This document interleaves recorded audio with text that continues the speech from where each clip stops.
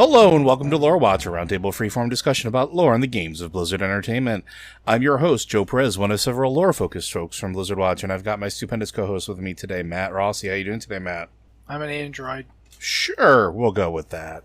But we are going to be talking a little bit more about some of the raid content and sort of how they fit into the larger scope of lore in the games of Blizzard, and particularly World of Warcraft. And we're going to be starting today with Onyxia's Lair and Blackwing Lair, which were the next raid content after Molten Core during the classic days. So we can go ahead and get started with Onyxia's Lair, the raid in which we are tasked with going into taking out, well, Onyxia, the titular dragon there. Daughter of Deathwing, sister to Nefarian. So, and also I think she was responsible for a lot of really awful things that happened while she was trying to, control the human race and kingdom of Stormwind. So where do you think we should start with Onyxia? What do you think is the most interesting tidbit or biggest point we should bring up first? Well, Onyxia is the daughter of Deathwing and his prime consort, who is Syntharia. You might remember Syntharia from the Cataclysm Bastion of Twilight raid, where she was the I don't think Mythic existed yet, I think it was called Heroic, but she was the Heroic-only boss at the end of Bastion of Twilight. When we first meet Onyxia, she's done what her father and brother like to do, and taken a human form. Specifically, she's calling herself Katrana Prester, and she's a noble in Stormwind. If you know anything about Deathwing, you know that he took the form of a nobleman named Davel Prester, and that was the means by which he attempted to take control of Ulterac and become a power in the at the time Alliance of Lordaeron. He was manipulating the people of Azeroth to his advantage, as he often does. When Onyxia came to Stormwind, however, it was actually part of a larger plan that Deathwing had entrusted her and her brother with. He wanted them to take control of Blackrock Mountain. We talked about Blackrock Mountain last time. About how the dwarves were forced by Ragnaros to create the Molten Core, how the mountain fastness of the Blackrock Depths, and all the other, pretty much every raid and dungeon in Blackrock Mountain was created by the dwarves while they were enslaved by Ragnaros. The dragons were told by Deathwing to seize control of the mountain. Why he told them to do that is never really particularly clear, because technically speaking, Deathwing and Ragnaros served the same masters. Ragnaros, being the Fire Lord, was one of the four elemental lords who was controlled by the old gods. And as a result of that, you'll notice a lot of old god worshippers are shaman. They summon elementals, they work with elementals. Deathwing, for his part, was also working for the old gods. So it's interesting that they spent this much time fighting with Ragnaros' followers to seize control of the mountain. But they did manage to seize control of a lot of it. Pretty much the entire upper portion of the mountain, everything north of Blackrock Depths, was in their control, including the upper and lower Blackrock Spire, which was a massive city of its own. I don't know if you've run these dungeons. It's been a long time since they've been in their original form. If you've run them in WoW Classic, though, you might have noticed this. They're a massive city on their own. That's what they were meant to be. They were meant to be representative of the civilization that the places were built into, right? Yeah, the Dwarven city is there, and you basically, when you are going through lower and upper Blackrock Spire, especially lower Blackrock Spire, you are winding your way up to Wormthalac, who is he's basically near the top of it, right across from the other boss, and I'm not remembering his name, but Wormthalac was one of the draconian types, the big four-legged dragon types, and the other boss, whose name is completely escaping me at the moment, I apologize, was the other one. And they were basically kind of across from each other, but you couldn't get directly from one to the other because of the way the dungeon was laid out. That's the place that Deathwing entrusted to his children to secure. Nefarian was directly controlling Blackrock Spire and Blackwing Lair. Onyxia decided to go with a slightly different tack. She wasn't leading any of the effort to seize control of the mountain. She was keeping the Alliance from getting involved. her presence in Stormwind was basically to take advantage of the chaos she'd caused. When she came to Stormwind as Katrana Prester, the first thing she did was manipulate Varian Wrynn into going on basically an effort to make peace with the Horde. She got him to agree to go to a summit, and then she had him kidnapped by the Defias Brotherhood and brought him to an island off the coast of what was then Theramore, and where's that swamp? I can't remember the name of the swamp that Varian's in. Duskwallow Marsh? Duskwallow Marsh. Yeah. There's an island off the coast. I keep wanting to say mountain. God. There's an island right off the coast of Duskwallow Marsh. If you go there in WoW Classic, it's loaded with Naga. But Onyxia was planning on sacrificing. She was going to literally split Varian in half, kill the part of him that was Feral indomitable. and warlike. Yeah, because Varian was a civilized, cultured person, but he'd been trained to fight from a very young age because the orcs attacked Stormwind and burned it to the ground and killed his father. And he was entrusted to Anduin Lothar, who was the most powerful human warrior ever, and Lothar trained him and had made sure he was trained because, as far as Lothar knew, Varian would have to fight for his rule. He had no idea how long this fight was going to take. He didn't know that they'd beat the Horde in a few years. And he was looking at what happened. I was say, go ahead. What's interesting about that too is this is not the first time that she's meddled in anything having to do with the Wrynns either. Onyxia was the one that manipulated the conflict between the stonemasons and the nobles. You're going way ahead here. You can't just skip. Go ahead. Basically, so Varian grows up, is trained, comes back to Stormwind. They start rebuilding it.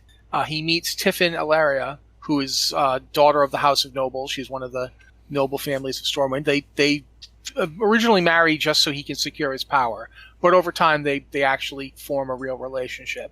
And this was a problem for Onyxia as she comes to Stormwind, and she's like, okay, this king is a problem. He's very strong-willed. He's really smart. His wife is smart. It's going to be very difficult for me to manipulate these people if they're all here. And Joe just mentioned, you want to talk about the stonemasons now? Now you can talk about it. Right. So during the rebuilding of Stormwind, there was this whole thing where, of course, you needed the Stonemasons Guild to essentially rebuild Stormwind. It's a entire city made out of rock and stone and mortar. So what wound up happening is Onyxia sort of made it so that situation deteriorated between the House of Nobles, who were going to quote unquote pay for what was going to be done to rebuild Stormwind, and the Stonemasons Guild. And what wound up happening is because of that breakdown, because of that essentially they essentially just weren't paid for their work. That's where the Defias Brotherhood wound up becoming sort of born from. Edwin Van Cleef was the leader of that guild. He was the one that was in charge of the Stonemasons Guild. And during, I believe there was a riot that occurred where they were demanding payment for their work, their service, rebuilding Stormwind essentially from the ground up. That essentially in that conflict, in that riot, a stone was thrown that essentially took out Tiffin Wrynn, killed her by essentially either concussing her, or the details are a little. I think it's just described as a stone hit her head and she died. I'm probably being a little bit more shallow or pedantic about it, but yeah, there it is. But yeah, it was one of the things. As much as I have problems with the WoW comic, there's a really good panel where you see the stone hit her in the head, and trust me, if an actual stone hit you in the head, it hurts. But there's, in the background, was Varian's going, oh, he's horrified, but in the background you see Katrana looking extremely pleased with herself. Mm-hmm. And the implication is that she guided the stone, because she's a powerful magic user in addition to being a dragon. She can do that kind of thing. But one of the things that's really... Oh, by the way, I found out that the name of the other guy is Dracasath, General Dracasath. Sorry, I couldn't remember it. When she did this, Varian went off his rocker. He spent several years in a depressive state, which was great for her because the first thing she did was have the House of Nobles essentially declare the Stonemasons criminal organization and drive them out of Stormwind without paying them. Which this created her needs. It suited her needs, and it also created an incredible now there was all these people had a huge grudge against Stormwind. and that served her purposes because she wanted to destabilize the whole kingdom. So she basically in one fell swoop she drives Westfall into chaos because that's where the stonemasons fled, and they seized hold of an old mine, the Dead Mines, which had actually been used by the Horde. In the original invasion. The Horde actually kept Anduin Lothar in the Dead Mines, so this place was already a pretty bad news, and now it was a stronghold of people who were like straight up against the kingdom because the kingdom had treated them so poorly. Varian was in no condition to do anything about it. Mentally, he had effectively checked out. It took him like a couple years to come back from it, and she managed to get the Drakefire amulet on Varian's friend and the guy who was essentially trying to lead the kingdom in his absence, Bolvar Fordragon. By putting that amulet on him, she now had control of him. It wasn't as straightforward as just making him do what she wanted. She could control how he was thinking and feeling. Subtle pushes, which should be no surprise if you're used to some of the other things we've talked about in the past. But yeah, subtle pushes. It was much less. She wasn't puppeting him. She just like control how he felt and thought about things. So things were going swimmingly for old Onyxia. She was, perfectly happy. But then Varian started coming out of it and reasserting himself. And this was a problem. For one thing, Varian had a grudge against the House of Nobles now because his wife had been killed in an uprising that they caused. Yeah. So he was annoyed about that. And also, like I said, Varian was like he'd gone through some really horrible things in his life. He watched his father get killed right in front of him. He watched his city burn. He spent a couple years living like in Lordaeron, where he basically trained continuously to fight. He was not his father. He was not malleable. So again, she came up with this plan. She basically reached out to of all people, Jaina Proudmoore, and was like, let's try to get this peace summit thing happening. Jaina was only too happy because that's something she wanted, but Onyxia manipulated the Defias and helped kidnap him, which the Defias Brotherhood are the stonemasons that she got exiled in the first place. So she created the criminal organization that she then manipulated to abduct Varian. Well, didn't this is all her. Well, and wasn't that 2 attempts too? Like, didn't the first attempt fail, and then like she orchestrated the second attempt around the peace summit? I mean, she might have just tried to have him killed. I don't remember if she actually tried to have him abducted. Yep. Second time she had him abducted because she was like, if I just kill you, then it'll be problematic. For one thing, that I'll then have to really control Bolvar. Right now I'm only kind of manipulating him, but I'll have to straight up mind control that guy, and that'll be a problem because he's strong-willed too, and then I'll have to probably get him killed. So what I'm going to do is I'm going to split you into 2 people and kill the part of you that's annoying to the part that has its own mind and thinks for itself and won't do what I want. I'm going to kill that part. And the part of you that's glib and charming and a good politician, I'll keep that part around because that part's fine. I'm totally okay with that half of you. Well, because I can probably manipulate that part, clearly. Yeah, that part, that part won't be a problem.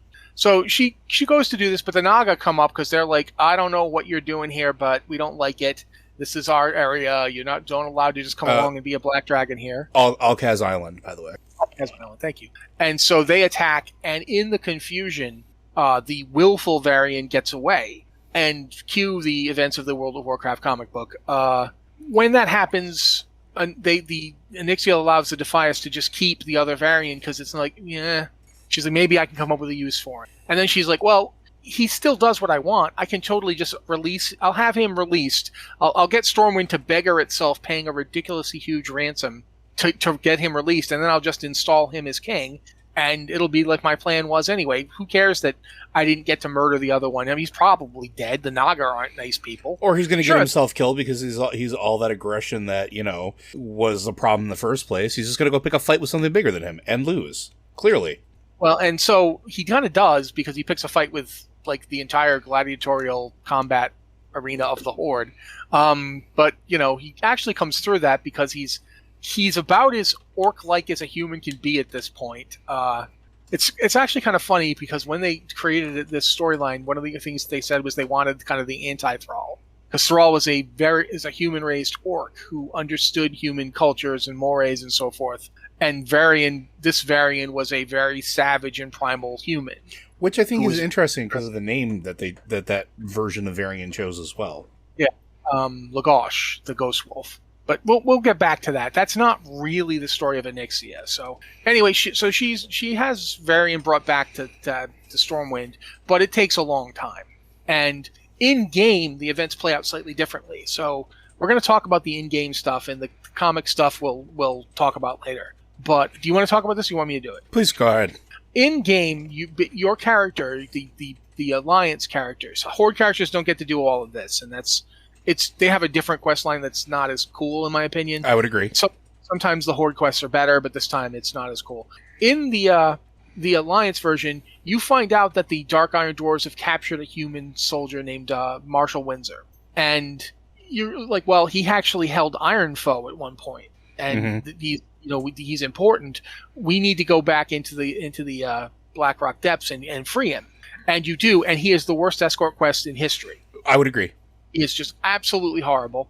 But if you manage to keep him alive, probably because you're like at this point you're a Blackwing Lair raiding warrior and you're geared to the teeth, and you can manage to hold off 75 billion mobs that he aggroes. You eventually find out that he was investigating the strange things going on in the Alliance hierarchy, and that's why he came to Blackrock Mountain, because he had heard that there was a strange connection between the weird human lord who seemed to be in charge of the place and Katrana Prester. And by helping him, you eventually put together, okay, the Katrana Prester is not to be trusted. There's something really bad going on here. And so Marshall Windsor leads you to Stormwind, and you actually hear Bolvar giving orders that you and Windsor and everybody involved get arrested at the gate. But Windsor is knows everybody in the Alliance military, and they'll stand down, right? They're like, yeah, I can't try to get this. I can't arrest Marshall Windsor. That's just not going to work.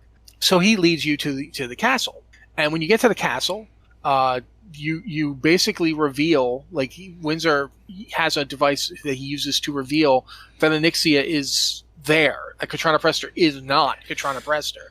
That she's Onyxia. And basically, originally it didn't work this way, but eventually they fixed it so that when he does it, she turns into Onyxia right there in the throne room. Mm-hmm. And so she's not revealed. When he sees this, Bolvar is like, okay, you've been messing with my head. There's no way, that. And so he rips the Drakefire amulet off, and Onyxia basically unleashes the forces of the Black Dragonflight right into the throne room and teleports out. She's just like, well, fine, I'll leave. Well, it's not even that she unleashes them, too. And I thought this was a really cool scene because I was playing Alliance back during this time. Mm-hmm. All of the guards that surrounded the room, drop a human guise, and they turn into the four-legged drakekin of the Black Dragonflight. And it was I remember because it was this interesting moment because that showed you how deep and how ingrained she had made herself, especially with trusted, I guess children would be the best way to really describe the relationship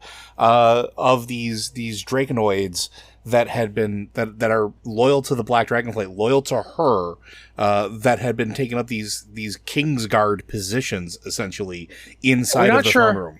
It's possible.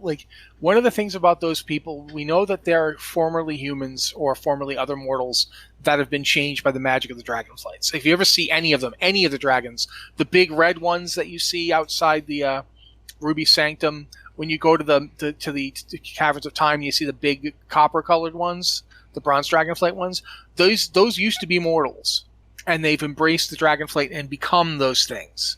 So that's what she might have done. We don't know how those guards ended up being like that. Did she subvert them? Did she have them replaced? We don't know. But we know that they're there. They start attacking. If you ever did this quest solo, basically you stand back and you let Bolvar fight them. Yeah, and I mean, even then, you could possibly still die. I remember doing this as a hunter and having to feign death to survive through it, because otherwise I would just get targeted and die, or you waited till somebody else was doing the quest with you, because it was one of the few things in WoW that could happen as a world event at the time. You could just be there. Yeah. In fact, the first time I saw it, I was level 52. Mm-hmm. And I was just there. I don't know what I was doing in the castle. I know I was there for a reason. I think it might have been to get the quest "Order Must Be Restored," and someone triggered it, and suddenly there's Onyxia, and suddenly everybody's I'm like, why am I here? Why do I have to be here now? So yeah, so Bolvar helps fight off the invasion, but Windsor dies. Yeah, Like, he pays for it with his life. Yeah, Onyxia is like, well, you dared to do that, so yeah, I'm getting you, and she just takes him out. His last like breath is to tell Bolvard, you've got to stop her. And so in the comics, this all still happens, except Varian Wrynn is with Windsor, and he's the one that he confronts his other self. And both of them are like, they're both not down with Onyxia. Even though the other one's glib and charming and not really like him at all, they're both angry at Onyxia for what she did. This leads to that whole thing where he gets merged back into one person. But that's not, for the purposes of this. The player character has to go to Onyxia's lair. Well, yeah, because we have to exact revenge, right? Like, so at this point, she escapes the throne room, goes back to her lair, and that's where she's holed up, which is in, why can't I think of the name now? Oh, the Zone. Thank you. And it's not too far away from Theramore at this point, which was very, very fascinating because her lair, which was, in retrospect, sort of like super villainy obvious, but was just... the big giant dragon face? The big giant dragon face that was surrounded by black dragons flying around it, or drakes, go figure. Was that close to Theramore where Jaina decided to set up shop. Where the conference was going to happen, the one that Varian was trying to get to when he got kidnapped in the first place. Mm-hmm. So it was like just a hop skip to get to Alcaz Island from where her lair was. And the interesting thing about her lair is it wasn't just like a hidey hole or a place where, she could retreat. It was a brood spawning ground for Onyxia. Because, again, this is during a time when dragons in game had a very clear, for lack of a better term, delineation on what they do. And the female dragons at the time, they sort of watched over clutches. And that's what Onyxia's lair is. That's why there's a whole section of that fight that summons whelplings to attack you. Because if you go into her main room, it's got the craggy molten area of where the earth is sort of cracking open and the magma and heat of the deep places is filtering into it, which is very, very black dragon flighty. But each side of it is just areas chock full of black dragonflight eggs, which I always thought was fascinating that she would hole up there and wait as that was her fallback position, because it just sort of fit her mentality pretty well. She didn't actually care about them. They were just tools to be used in the encounter. It's not even clear that, Onyxia has taken the role of broodmother at this point. Her mother obviously would have been broodmother before her, but thanks to attempting to be, Deathwing attempted to mate with her after he started turning into a lava-emitting abomination, and he'd rendered her completely incapable. So, if you ever are turned by the old gods into a seething lava monstrosity, don't try to have kids. Doesn't work. All of the kids that Deathwing has are from before that. Mm-hmm. Once the old gods began corrupting him, he attempted to force Syntharia to bear him more children, and the result was she was no longer capable. So, for all that, Syntharia herself was evil, that still was a real dick move. Neltharian's part. I can't say Deathwing for a second. That was weird. But when you get to the, when you finally go to the raid, and keep in mind, at the time, this was a 40-player raid. You and your small army come to Onyxia's lair. You have to clear a lot of dragonkin out of the way. She's got a lot of them, and they're very powerful. At the time, when this raid was active, people were going into this raid without any molten core gear, trying to do this, and these guys would wreck you. I mean, nowadays you go in, you kill everybody, it takes you 5 minutes. But at the time, this was a pretty significant encounter. One of the other things in the area around her, there's another drake in a cavern. And that drake is necessary to create the Seal of Ascension, which we're going to be talking about in a bit. So keep this in mind. The Horde quest for the Seal of Ascension is far superior to the Alliance quest for it. It's sort of like while the Alliance had the really good Onyxia stuff, the Blackwing Lair stuff is more towards the Horde. You go to Onyxia's lair. You go in, you fight your way through all these dragonkin, and then you, as Joe just described it, basically you fight Onyxia while she's using her own clutch as a weapon against you. When we kill her, when she dies, her head is removed and brought back to Stormwind, where it's hung from the... Or, I think in lore it's Stormwind, but I mean... In lore it's... Stormwind gets Onyxia's head. In lore, Nefarian's head goes to The Horde, I think.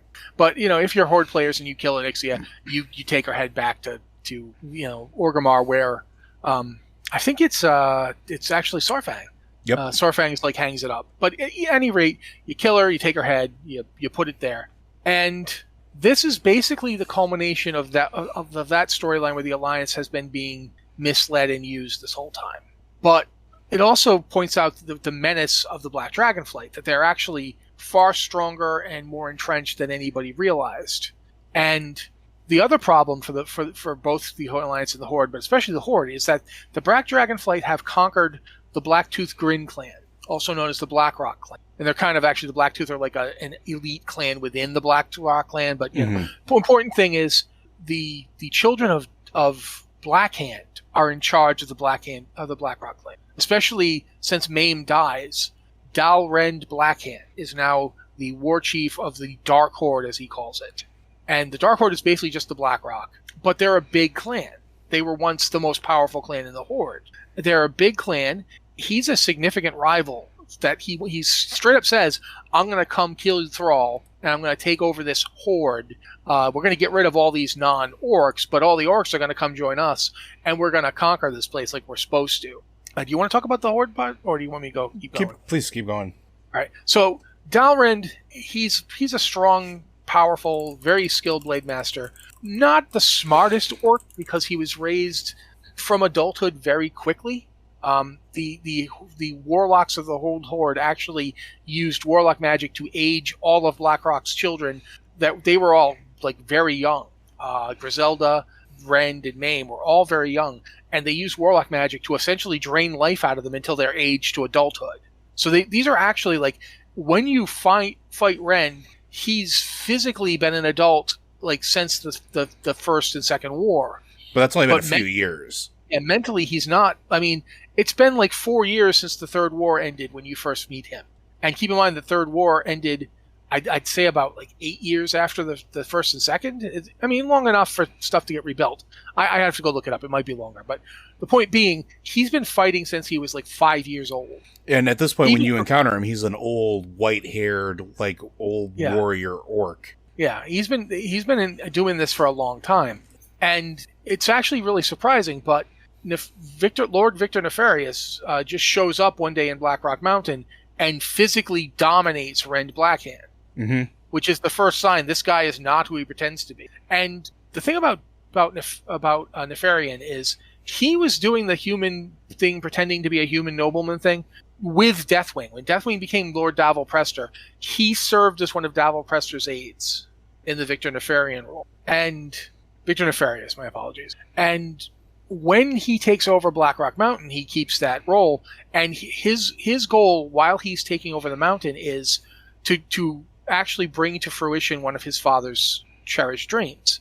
His father wanted to create a dragonflight that had the powers and abilities of all the dragonflights.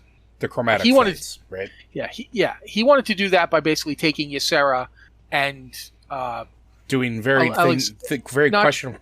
Yeah, but both Ysera and Alexstrasza, and possibly the consorts of the other two, to do things that we shouldn't really go into too much detail about. You can the same thing he did to Syntharia. Yep. Essentially, he wanted to mate with all of them. He says petty slaves for mating, and obviously that wasn't working. But Nefarian was well, I'm not going to be able to go and actually get the dragon aspects. I'm not a maniac. I know that I can't do that. Well, I am a maniac, but I'm not that kind of.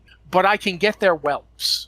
And then I can do horrible experiments with their blood. And so that's what he was doing on top of Blackrock Mountain that whole time. That's what he turned Blackwing Lair, which, keep in mind, Blackwing Lair was essentially both Blackwing Lair and the Blackrock Descent, Blackwing Descent, I think it's called. Both of those areas were basically, this was the high holy area of the Dark Iron Dwarves before the dragons conquered it. This was where their kings went to be buried. When they had a noble die, when their kings died, they buried them up there. And so he took that and completely besmirched it and turned it into an abattoir, where the drakes and whelps of the other dragonflights were taken to be tortured and bled of all their magical essence, and then their actual blood, and it was used in horrible experiments, which actually succeeded to a degree. And one of the things Nefarian did once he got Rend on board by basically saying, look, I'm a giant dragon and I will effing kill you if you don't do what I tell you. But if you do what I tell you, you will get to be the most powerful orc on Azeroth. And Rend was like, okay, I'm down with that. They gave him Gith. Gith was the first successful chromatic dragon to survive past whelpdom. Mm-hmm. And they cheated. They aged him up using much the same kind of magic that they used on Rend originally. But it worked. But it worked, and he didn't blow up, and he didn't die. And so Gith was the future. Gith was the dragon that, if they could make more like this, then Gith could go and, have a brood of his own, and the chromatic dragonflight would be a real, actual thing, not just some crazy thing that Deathwing wanted. And so, in a way, Nefarian actually did what his father hadn't been able to up to this point. He made chromatic dragons. The only downside is that, and this is something that you find up during one of the encounters in Upper Blackrock Spire, Gith, while stable, wasn't as large as a true dragon. So, despite being aged up, Drake, yeah, but he was just a Drake too. Exactly. He wasn't a full dragon yet. He hadn't aged that. They hadn't aged him up that far. Because keep in mind, dragons take a long time to grow up. To give you an idea, everybody's favorite current black dragon. Why can't I not remember his name? He's Anduin's boyfriend. What is his name? Rathian. Rathian, thank you. Rathian is still a whelp. Yeah. Rathian Even when he transforms, he's still a whelp. Yeah, he is a little dragon. It will be a long time before he even hits Drake stage. Much less full, it takes hundreds of years for them to reach that stage. So when this is all going on, when Nefarian he's got the orcs under his control now, he's got his laboratory of evil. His sister gets taken out, and he's like, okay. One of the things that we kill Onyxia for is her skin. Mm-hmm. Because black dragons are immune to the shadow flame that other black dragons produce when they use their breath weapon. And so he's aware of this problem. And he's like, okay, they're going to come in. At the same time, we have to talk about Blackrock Spire here, because General Dracasath controls the orb that is used to keep people in and out of Blackwing Lair. In order to get through, you have to kill General Dracasath in Upper Blackrock Spire. This requires the Seal of Ascension that you had to go to Onyxia's lair and the area around it to get.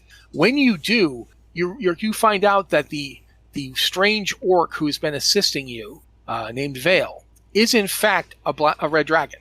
Veilstraz. Yep. Yeah. And he's there on orders from Alexstrasza to figure out what the black dragons are doing. Why are they taking whelps? What's going on? What are these experiments? I need to know. And the orb was the orb of draconic energy, by the way. Thank you. And when you go in, you kill Dracasath, you get that orb. You brand your hand with it so you can get into Blackwing.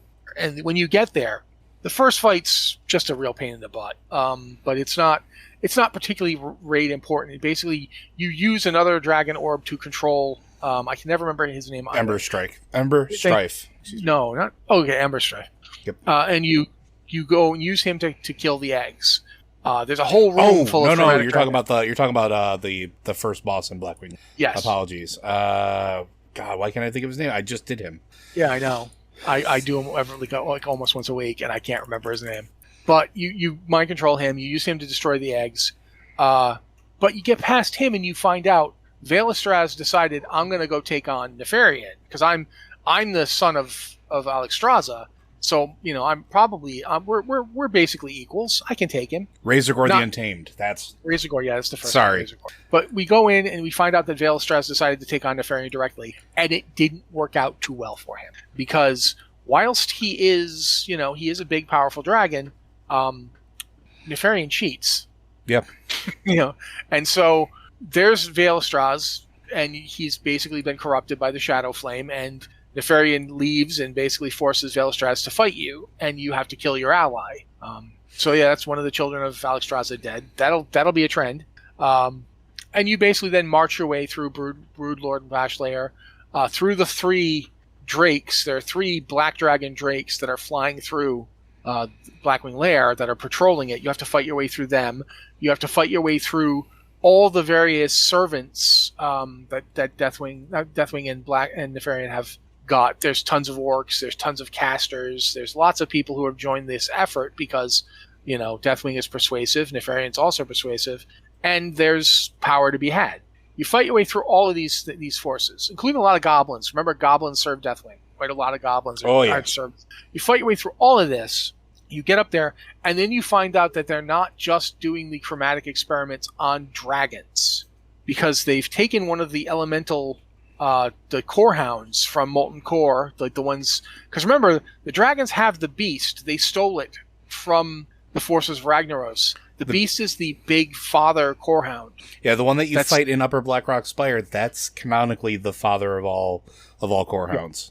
And so they've been using his whelps with their experiments, and they've infused one with chromatic dragon essence. You have to fight that thing, which is astonishingly painful.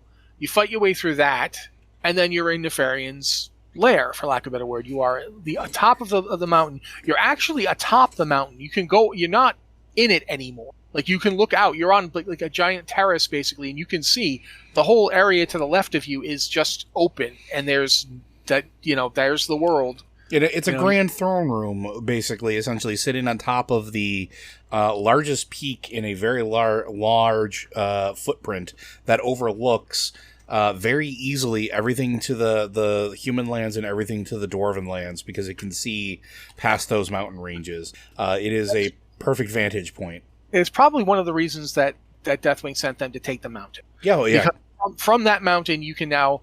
Both Ironforge and Stormwind are within striking distance. You now have a perfect base to harass both of them. There's a reason that in the Second War, the Alliance fought the Horde all the way to Blackrock Mountain, because it was a great staging area. It was a great bastion. Even after they won, they didn't manage to defeat all the orcs. The orcs went into the mountain, and they couldn't get them out. And they were just like, F it, let them stay in the mountain if they want to be in there so bad. Think of it this way, right? So you as a player, when you're going through these dungeons and raids, you have a very clear linear path that you're following. But again, look to the other areas, and this is one thing that I think that they did very, very well with environmental storytelling in classic or vanilla WoW, is everything felt bigger than it was because you were tearing a path through a city. And one of the things about Blackrock Mountain, and it just Upper Blackrock Spire, Lower Blackrock Spire, Blackwing Lair, and to Blackwing Descent not so much, but we'll talk about that later on. We'll mention it a little bit in a few here. But they were labyrinthine in their construction. Go ahead. I wanted to just jump off what you were saying. Not only were they he's absolutely right, they were labyrinthine construction, but they were nestled inside of each other. Yeah. Like, Upper and Lower Blackrock Spire, they were separate dungeons, but they weren't really. They were physically connected, and you could do both of them in one run. They were both behind the same instance portal. Like, you'd zone into Blackrock Spire, you could go to Lower, or you could go to Upper, but they were physically the same location. If you had the time and the interest and the group that willing to do it, you could clear the whole freaking place. If you had the key, too, because there was... You had to get the key to get Upper. Yeah, the Seal of Ascension was necessary to go into Upper Blackrock Spire, but it still was the same instance port. So, and not only that, the original instance portal to Blackwing Lair was inside Blackrock Spire. Yes, you got past Rend Blackhand, you could go down a hallway, and there was an entrance. You could zone into Blackwing Lair from there. As a matter of fact, there was a quest that led you through it at that point to introduce you to that that it existed. I can't remember the name of the quest off the top of my head, but you basically... I think it's the one where you kill Dracasath. Yeah, I think it was. You had to go kill Dracasath and brand your hand, and then you would physically backtrack, and you would go through that portal, and you'd be inside the lair. And then you'd leave, because I can't do this by myself. Sorry, I need 39 other people. But one of the things that, we're trying to get this across, and I don't know that we're doing it because it's just so hard to really understand, is when you were doing Lower Blackrock Spire, you'd get to certain places and you'd look around you, and the inside of the mountain had been hollowed out by the dwarves. And you could look across and realize, over there, and there's no direct path, I'd have to backtrack a lot, but over there, from Wormthalak, you could see, you just leave Wormthalak's chamber and you'd go a little bit and you could see, over there is where Dracasath is. Over there, like, I can physically see all the other stuff, but it's not, from here I need to go back and do this to get there. That's the kind of thing that they did throughout. Blackrock Descent has a ton of this. These places are massive, and they felt massive. While you were doing them, while you were doing Upper Blackrock Spire, you felt like you were invading this orc city, full of these, these really savage orcs who were, making deals with black dragons. It felt like that's what you were doing. The Rend fight in particular, Nefarian's in that fight. He doesn't actually fight you, but he shows up. There's a ton of the story is told there. You get to see Blackhand and Gith fighting you. You end up killing Gith and Blackhand. If you're Horde, you had a direct quest to go there because of Blackhand's claim on the war chief position. If you're Alliance, it's just just go kill him. We don't like him. Go kill him. But yeah, when you get to the Nefarian fight, you want to talk about the Nefarian fight, or you want me to do it? I've been talking a lot. So the Nefarian fight is a multi-phase fight, which first opens up with you running into the room, going up to the throne room where he's still sitting in human form, and he just does not care. You talk with him.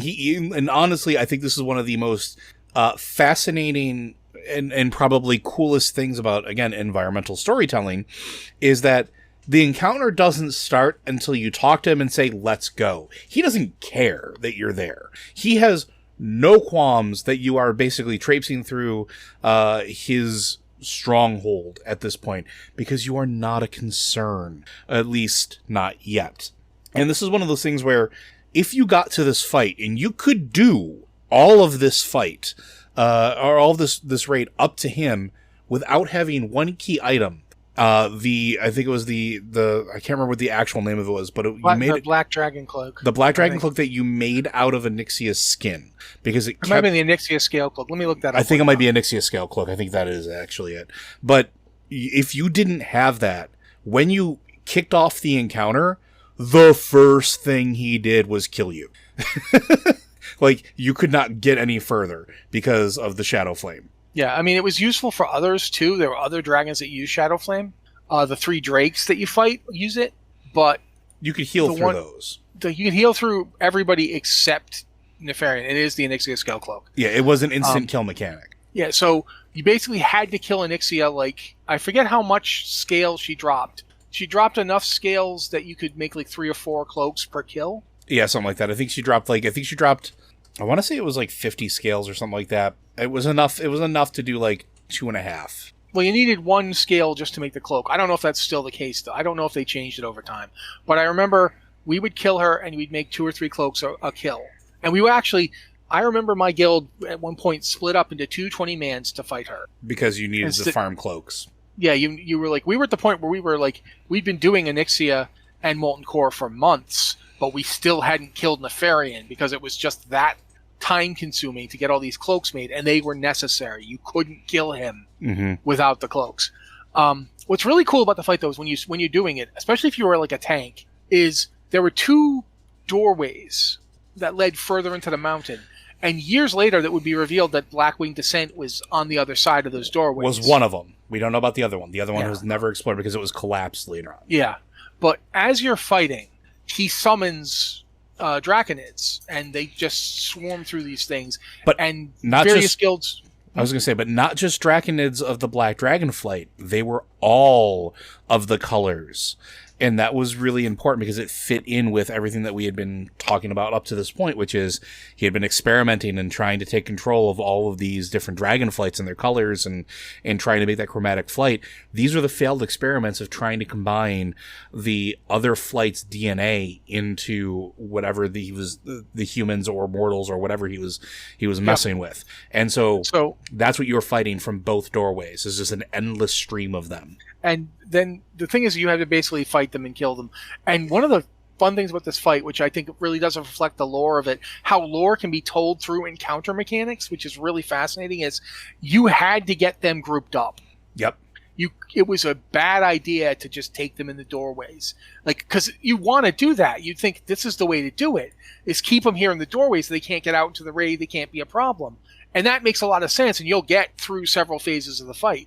But the end of the fight, after he's doing his class calls, which are hilarious, he's doing all the various things he does.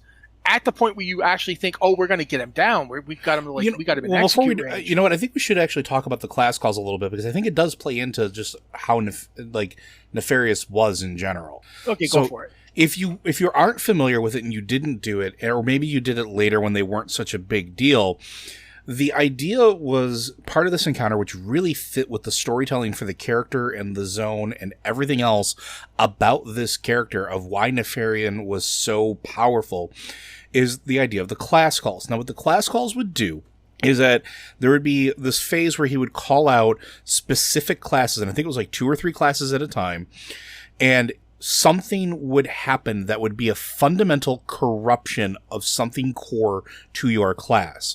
If you were a shaman, you would drop corrupted totems that I believed buffed him to high heaven.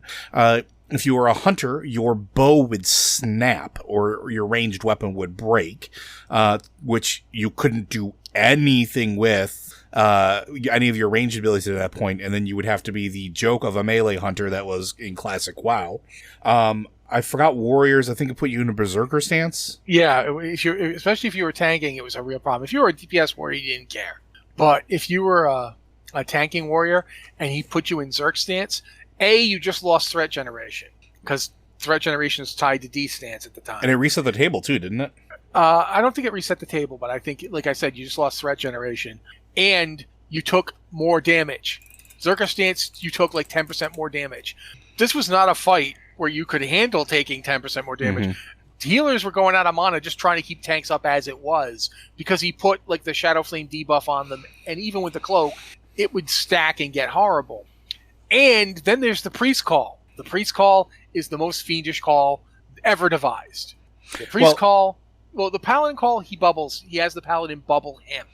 Yeah, the priest. So he's immune to all damage. But the Priest Call, tell him the Priest Call. I was gonna say the priest one was a little bit weird because at this point, priests were necessary for this fight because if you were I believe it was Dwarven priests on the Alliance side in particular, you had Fear Ward as one of your racial abilities, and you needed that on the tank because every 30 seconds, I want to say, every 30 seconds he would cast a bellowing roar, which was an AoE fear, and if the tank got feared, that would completely wreck the entire encounter, and that was the only way around it.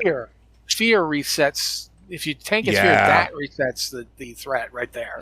But for Priest, he would scream out, "Priest, if you're going to keep healing like that, we might as well make it a little more interesting." I will always remember it because it just sent a shiver down my spine because it was dangerous AF. Priest must stop healing immediately once the call starts and has to wait for the call to end because any direct spells will apply corrupted healing, and that would basically be it would deal damage to whoever you were trying to heal instead of actually healing them. And priests at this point were one of the primary healers. They were, everybody else kind of healed in their shadow because they were sort of like the warrior tanks of healing. Yeah, like Paladins were like Paladins and Shaman were a hybrid class, so they would be doing things like trying to deal damage while also healing. They weren't just pure healers. Druids, I'm sorry, Druids, but back then your healing was a joke. You were basically kept in the... They were for Innovate. You were there for Innervate, and if we could get you out of combat so that you could battle res, because battle res wasn't a thing, you would just basically regular res because your res was the quickest out of every one of them available. They would go cat form stealth away, try to get out of combat. Yeah. I mean, they did also have HOTS. They did. And each healer class had something good they did besides. Like Paladins were really good single target. Like if you needed somebody to keep the tank up and nobody but the tank, you'd put a Pally on. But it was also the Pally could do that. Pallies were another class that also they were buff bots, and they were expected to go out and battle res things too, because Pallies could guarantee they'd fall out of combat. But the other thing that was the other thing important about this is going back to the class calls. Druids class calls. He would force druids to shapeshift into cat. Mm-hmm. Now, that doesn't sound so bad if you're a feral player, but I want you to think about this. If all of your talents are spent in balance, or all of them are spent in Guardian, or nowadays Guardian, but it was feral back then. Yeah, at the time, almost all druids were resto. Yep. And if they were in a raid group, they were in resto. And then at that point, you can't heal anymore. You now have to go in DPS, which now means you're in melee range, which means you're in fear range, which means you are in death range until the debuff actually wears off.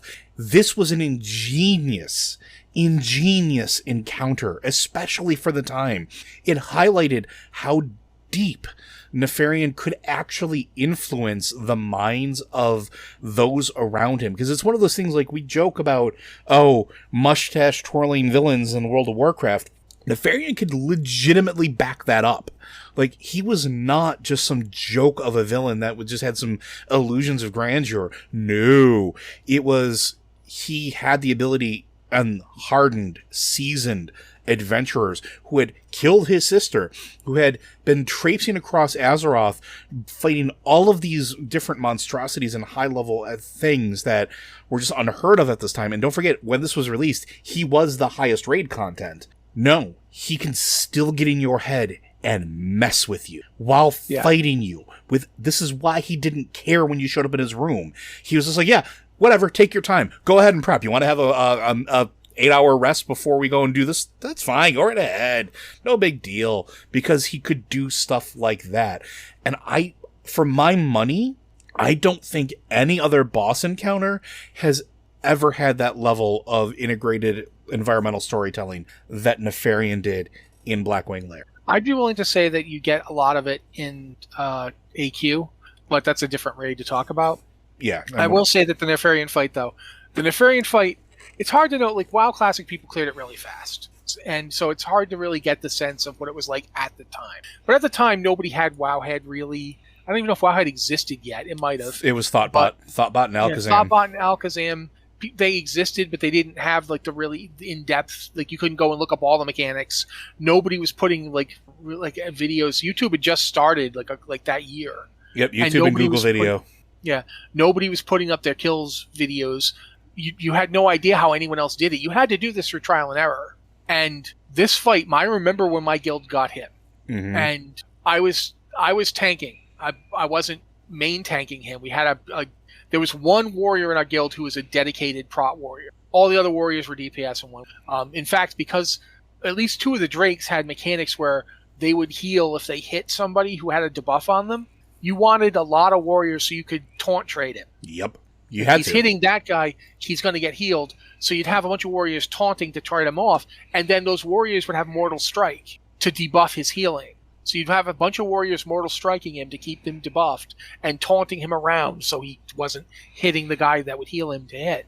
But so we get into that fight, and the tank dies and gets battle rezzed and dies again because it is a brutal fight.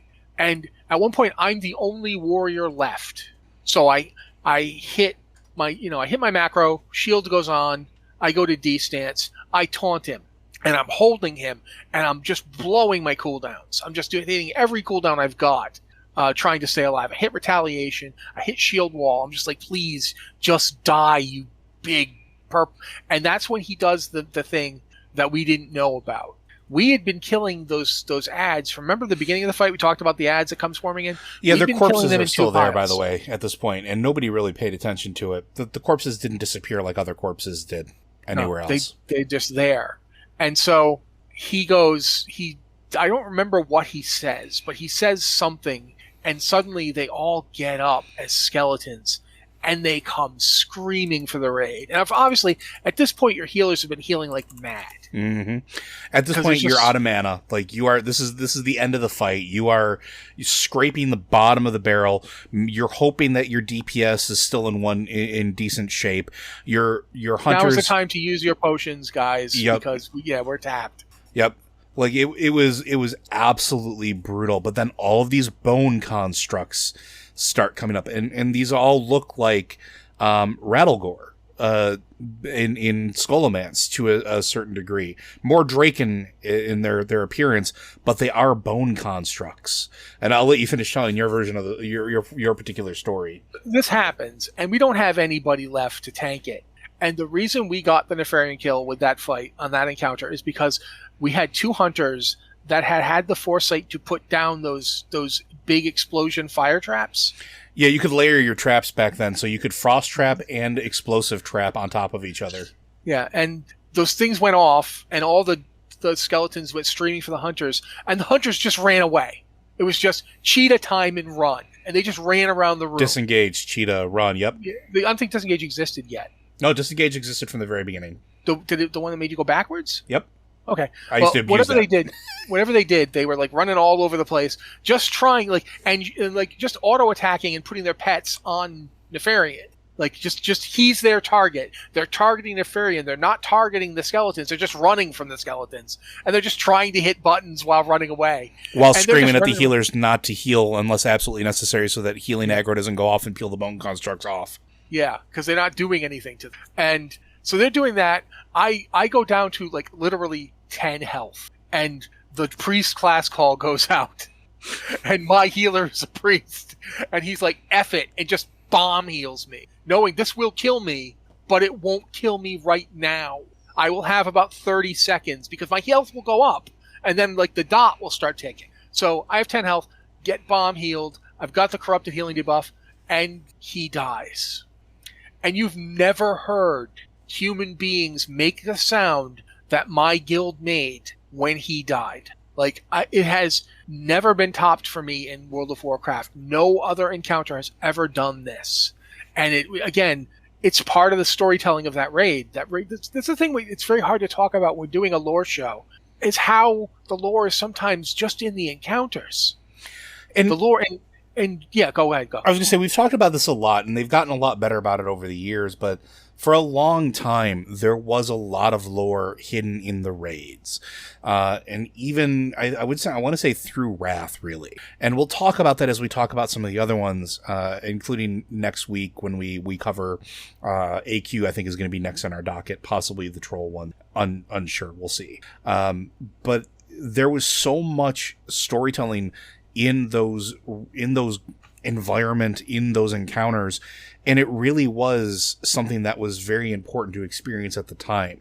And we take a lot of that for granted now because we have a lot of easy access to a lot of those story elements. They've also decoupled them to a certain extent, where yes, quests will lead you into dungeons and raids and things like that. Sure, but nothing has ever been, to me, as integrated as the Black Dragon Flight, really, with environmental storytelling in-game, in raids in particular. Because everything about that place tells a story. When you're running through Blackwing Lair and you're looking at what's against the walls, where you're just pulling... The giant centrifuges full of blood, the people doing experiments. Yeah, exactly. Yeah. The racks where there are Draconoids strapped and being dissected. The most annoying raid experience I've ever had, is the suppression room. Yes. I hate the suppression room, but it is much part of the lore of you get to see the various the Black Rock orcs wandering around casting spells on the whelps. You get to see the suppressors. Of all the different colors. Yeah, all the different colors. And it's just like, wow, this is crazy. And it is a horrible fight. I hate getting to that boss, I think it's Broodlord Lashslayer. Getting to him is a nightmare. It's especially a nightmare if you don't have any rogues. Because you couldn't disable them otherwise. Back then, the only ones that could disable or right-click on them for temporary reprieve were rogues. Yeah. So there is a lot to it, and we've left a lot out. We didn't really get to talk about the Blackrock Spire mini raid at all, and it's very important to this, and we barely touched it. But the environmental storytelling of this content, of this mountain, just up to the point we've talked about, was basically, up until AQ came out, it was the show for Endgame. It was. Blackrock Mountain was the show because Molten Core is there, Blackrock Descent is there, which you need to do Molten Core. Upper and Lower Blackrock Spire are there, big deals for anybody gearing up for Molten Core. Then there's Blackwing Lair when you get through that, and it's all right there. It's like the only place, up until AQ, the only time you weren't in that mountain was if you were doing Ani to get the cloak to do that mountain. And it's the story is all there. It's like in the encounters itself. It really is a fascinating experience. I I kind of feel bad that the only time like WoW Classic guys got to see it, it went so fast. Yeah. You didn't get to have that experience of working on it for months. And this is one of the, and I'm not going to belabor the point, and this is something that we'll probably talk about a little bit more as well. This is one of the distinctions that I hold between vanilla and classic. Classic has all sort of the modern advantages available to it, and as a result, you go through that content a whole lot quicker. We talk about the races and for server first or whatever, or world first in classic now. They're way different than they used to be because everything used to be a little bit of a slog. And because of that, you got to experience more of that content and see more of it. When you're sitting in a room, and this is going to sound awful, but it makes sense in context, right? There were several points in time where you would move bosses, especially in Blackwing Lair, between different areas where they would need to be. This is not an abnormal tactic. You would do this in Molten Core as well. There were Baron Geddon and I can't remember the other one. Sherazad?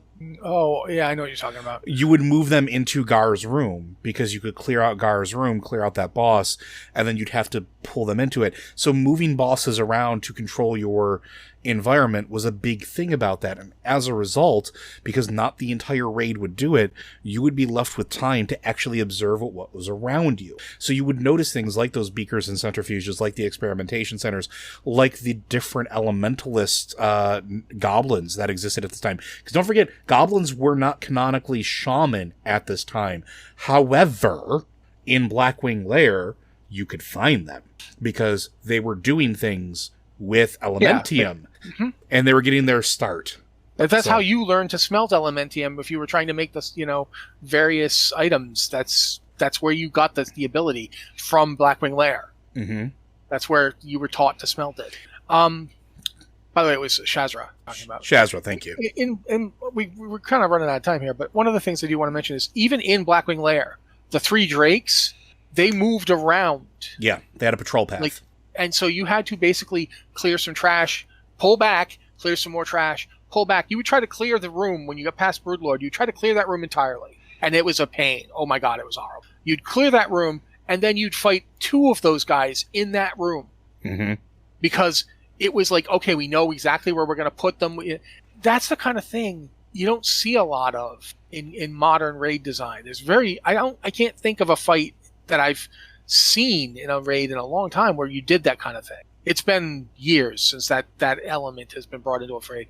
That's something I would actually like to see come back. But in terms of how the story was told, Blackwing Lair it acts as a capstone to everything you did up to that point. Mm-hmm. It's like if you look at the raid encounters and the way the lore of the raids went, it's Molten Core, Onyxia, Blackwing Lair. They lead to each other.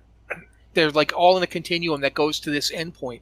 It's almost like that's those raid encounters. That's the first act of World of Warcraft's endgame. That's the first book, for lack of a better word. Mm-hmm. And then the next book is Zul'Gurub and AQ, which I think is what we're probably going to end up talking about next week. Yeah, I think it, because that all ties together, and I think that's the next logical progression. So, but I think we are at our time, so I think we're going to have to call it here because I think Matt and I could probably wax poetic about, in particular, Blackwing Lair for even more hours. And as much as I know you guys love that, we got to eat and do things. But Blizzard Watch. Go ahead. I do have to mention one thing. Ashkandi drops in Blackwing Lair. Okay, move on. But Blizzard Watch is made possible due to the generous contributions at patreon.com/BlizzardWatch. Your continued support means this podcast site and community is able to thrive and grow. Blizzard Watch supporters enjoy exclusive benefits like early access to the podcast, better chance at having your question answered on our podcast or the queue, and an ads-free site experience. Again, if you have questions for the show, please feel free to send them in. We are still gathering them, and we will use them to take breaks in between the series of raids and dungeon lore discussion that we're going to be having, because there's a lot of them over the course of the many years. So please send us your questions, and you can send them at podcast@blizzardwatch.com. Just specify if it's for this show or the other show. You can also send them to Discord. We have one for our Patreon supporters, and we do look there first as a way of saying thank you to those that continue to support us and make this a possibility for us to produce shows like this. And if you can't do that, and we understand, and you don't want to do the email, we do have a Q question section where we look as well. So please continue to send those in, and we'll get to them as we can get enough to get a show together. Will give us a little bit of a reprieve between just brain dumping on the raids. But Matt, anything you want to add before we part? I mean, aside from the fact that Ashkandi drops in Blackwing Lair, Do we need anything else? I mean, come on. As is my second favorite bow, the Drake bow. But yeah, you know. Yeah, there's actually a lot of going there, but that's not lore related. Ashkandi has lore, and it's very cool. But yeah, I think we're done. I think this is a good place to stop. There's actually more we could talk about, but like Joe said, we'd be here forever. So. But with that, we'll see you guys. I will say this. We've got. If we do what we just said we're going to do and do ZG and AQ next time, that leads Nax as the last thing to talk about. That's 2 more episodes of lore just for Classic, just for like original vanilla WoW. And that means we'd be moving on to the Burning Crusade. And the best raid ever designed. I would agree. Is in Burning Crusade. So we'll get there. And there's just a lot of lore to talk about there. It's worth thinking about what you'd like us to talk about. If you want us to narrow it down, please. Send it in as well. Absolutely. All right, but with that, folks, we'll see you next week.